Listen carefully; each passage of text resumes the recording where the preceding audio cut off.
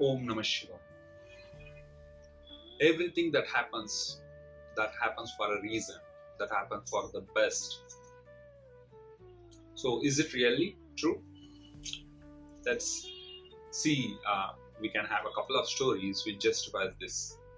So, there lived a farmer with a white horse, and he was all his living was happening because of that white horse. So one day he lost the horse. Horse ran away into the mountains and it never returned for so many months. Villagers started taunting him. Villagers started saying that, oh, this is something really bad happened to you. But the farmer was very uh, confident and he was trusting the universe. He said, whatever happened for the good. So after few days, the horse came back to him with two more horses. So now villagers were, oh, what a good luck. And after a few days, the farmer's son tried to climb on the new horse, which was untrained, and he fell down. Then again, villagers started saying, oh, what bad happened to him? Really bad luck. But again, the farmer had a trust on the universe, on the God, on the Lord. He said that whatever happens for the good. So after so many days, the war was declared on that country, and there was a scarcity of army people, and it was compulsive to join the army.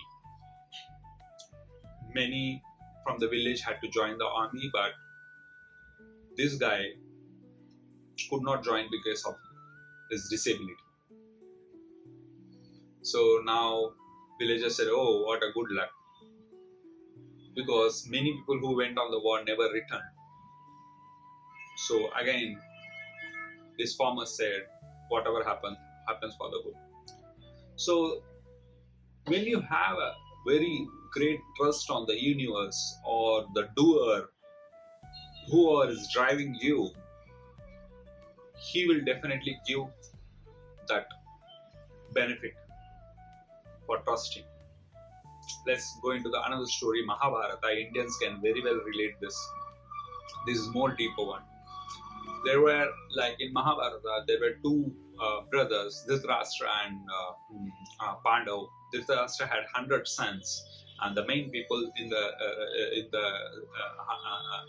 Dhritarashtra sons were Duryodhana and Dushasana. They were called as Kauravas, and Pandav's sons were called as Pandavas.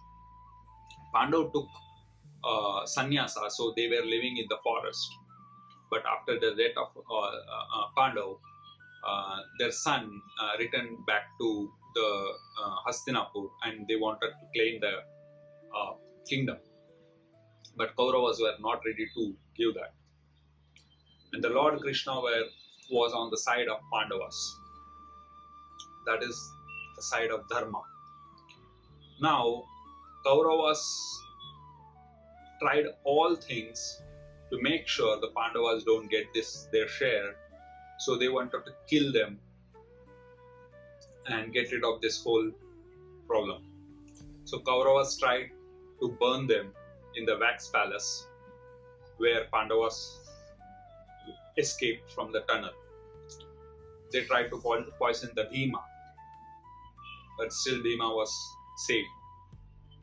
Later, they played the game of gambling, the Ludo, using the dices which were enchanted by Duryodhana's uncle Shakuni.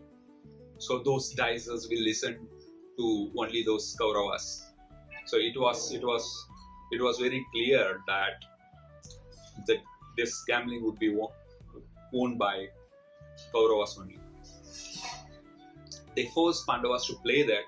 Pandavas lost everything, and they, as a punishment, they had to leave the kingdom, Hastinapur, and go to the forest for 13 years. But still Duryodhana was not satisfied. He asked Pandavas to continue the game of gambling, keeping Pandava's wife, Draupadi, for them. There, Draupadi was, again, this Pandavas lost the game. Dushasana went to the Draupadi's room. She was pulled to the courtroom, and Dushasana started disrobing her sari. Draupadi was really in a miserable situation. The whole courtroom was filled with all the kings and ministers and all the people. Draupadi was like 5 husbands of Draupadi were there, but she was helpless. Nothing can be done. She was in the worst situation. No one can save her because Pandavas lost her in the gambling. Her only choice was surrendering to the universe, to the Lord Krishna. And her devotion was such that Krishna had to come and save her. And that happened. Krishna saved her. So, and like this is the place where we should learn how the bhakti should be towards our Lord. How the ultimate surrender to the Lord it should be.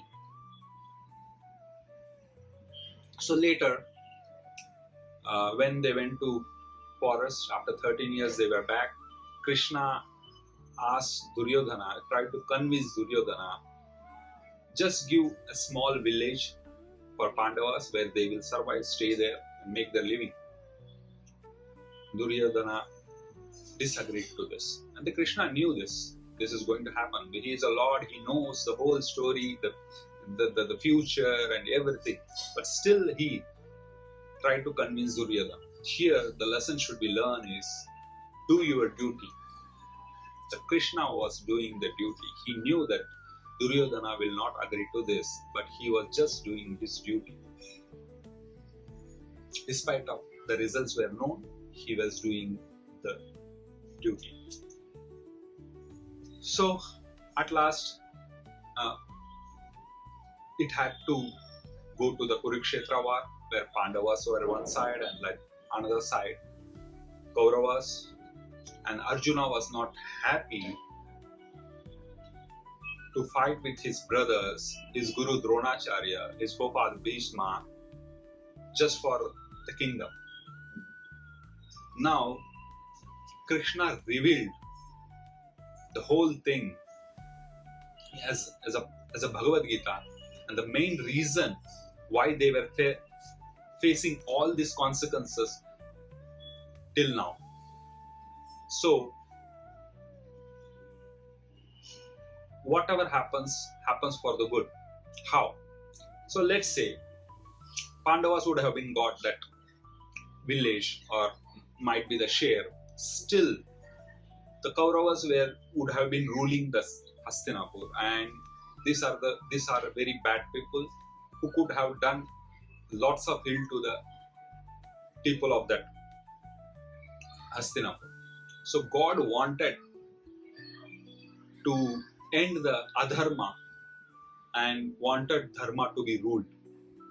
That's why Pandavas were facing so many things, and he wanted to create this war and end the adharma people, the Kauravas, and he wanted Arjuna or Pandavas to rule this kingdom so that the people of the kingdom would be happy and will get the good king. So this is how the whole universe works. We might be judging with the small things. Why this happened in our life, we may not know, but there would be a bigger plan. Only thing in our hand is to do our duty the way Krishna did, surrender ourselves to the God with full faith and trust, and you will see the results. So whatever happens for the good.